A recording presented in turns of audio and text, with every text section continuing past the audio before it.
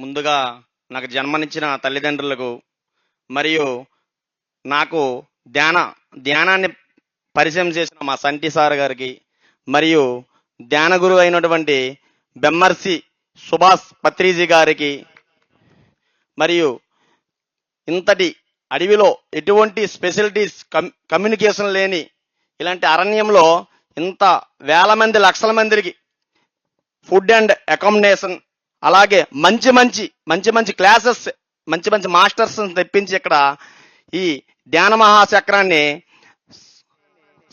ఒక సక్సెస్ఫుల్ గా 7 ధ్యాన మహాచక్రస్ ని కంప్లీట్ చేసుకుని 8వది కూడా పూర్తిగా కంప్లీట్ గా సక్సెస్ చేసిన మన దాట్ల రాయి జగపతిరాజు గారికి శతకోటి వందనాలు తెలియజేసుకుంటున్నాను. మాది శ్రీకాకుళం అండి. తను మా తమ్ముడు ఓన్ బ్రదర్స్ ఇద్దరం విజయనగరం వచ్చాం ప్రిపరేషన్కి. ఇద్దరము డిఎస్సి స్టూడెంట్స్ టీచర్స్. అయితే మాకు సంటి సారు పరిచయం కాకముందు ఏదో అలోపలో ఏంటి జీవితాలు ఎలా బ్రతకాలి, ఏంటి ఉద్యోగం రాకపోతే ఎలా బ్రతుకుతాము అనే ఆలోచనలో ఉండేవాళ్ళం.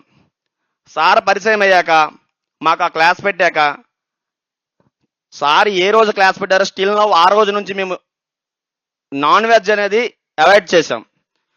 నాన్ వెజ్ అవాయిడ్ చేయడమే కదా, మా ఫ్రెండ్స్ మా రూమ్కి వచ్చి పార్సల్ తెచ్చుకునే రానేము. ఎంతోమంది ఫ్రెండ్స్ వస్తుంటారు. డైలీ 5 మెంబర్స్ ఫుడ్ ఉంటుంది మా రూమ్లో డైలీ. అప్పుడు వరకు అమ్మా నాన్న పంపిస్తే మేము చదువుకునే వాళ్ళము. తర్వాత ఈ ట్యూషన్స్ ఫస్ట్ ఒక అబ్బాయితో స్టార్ట్ చేసాము. ఈరోజు 100+ అయ్యారు. ఎటువంటి బోర్డు ఉండదు. చుట్టుపక్కల నుంచి ఎక్కడి నుంచి ఎంతో దూరం నుంచి వస్తారు. మాకు విజయనగరం కుమిలి ఒక 16 కిలోమీటర్లు 16 కిలోమీటర్ల దూరం నుంచి ఒక అమ్మాయి వస్తారు ట్యూషన్కి 10th క్లాస్. అంటే ఎవరో చెప్పారంట, అక్కడికి వెళ్తే మీ అమ్మాయి మ్యాథ్స్ బాగా సెట్ అయిపోతుంది, అక్కడ మంచి డిసిప్లైన్గా చాలా బాగుంటుందని చెప్పడం జరిగింది. అయితే ఇందులోకి వచ్చిన తర్వాత ఏంటంటే మాకు ఎటువంటి ఆలోచనలు మరి ఉండవు. సంపాదన వాళ్ళు మేడలు కట్టారు, ఇల్లు ఇది కొన్నారు అది కొన్నారు అలాంటివి ఏమి ఉండవు. చాలా హ్యాపీగా జీవితం సాగుతుంది. మనకి ఎటువంటి లోటు లేదు, ప్రశాంతంగా ఉంది. కోట్లు ఆస్తున్నా ఎక్కడ కానీ హ్యాపీగా లేకపోతే అది దండగండి. ఎవరికైనా చెప్తున్నాను, నాట్ కంపారిజన్ టు అదర్స్. ఎప్పుడు పక్క వాళ్ళతో పోల్చుకొని ఏ పని చేయకండి.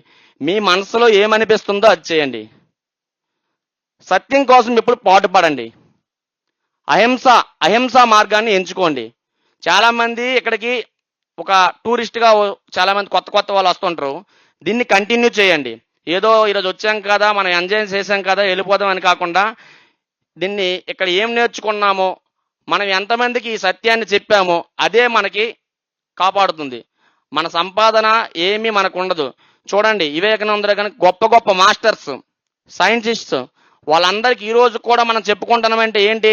వాళ్ళు సంపాదించిన ఆస్తి కోసం చెప్పుకుంటున్నామా? వాళ్ళు సంపాదించుకున్న జ్ఞానాన్ని ఎంతో మందికి ఉపయోగపడుతుంది కాబట్టి ఈ రోజు కూడా మనం వాళ్ళందరి పేర్లను గుర్తు చేసుకుంటున్నాం. వాళ్ళలాగే మన పేర్లు కూడా గుర్తుంచుకోవాలంటే మనం కూడా మనకంటూ ప్రపంచంలో ఒక పేజీ ఉండేటట్లు మనం క్రియేట్ చేసుకోవాలి. ఇంకోటి, పేరెంటింగ్. మీ పిల్లలు చాలా రిచ్గా ఉంటారు. ఎప్పుడు కూడా ఉండదు. మా సంటి సార్ వాళ్ళ అబ్బాయి ఉంటారు, మా బ్రదర్ చెప్పారు, తనకి ఎటువంటి ఇది ఉండదు, వాళ్ళకి ఏం లోటు లేదు. వస్తాడు, మాతో కలిసిపోతాడు, మా దగ్గరే పడుకుంటాడు. సార్ ఒక్కరోజు కూడా సార్ మా దగ్గర ఈ నైట్ పడుకుంటాడు సార్ అంటే ఉండేయండి సార్ మాస్టర్ అంటారు. అంటే పిల్లలకు ఫ్రీగా వదలాలండి. వాళ్ళకి కష్టము సుఖము ఎండ వాన అన్నీ తగలాలి. మీకు ఎంతైనా ఉండొచ్చు, కానీ వాళ్ళకి ఫస్ట్ కష్టం అంటే తెలియాలి.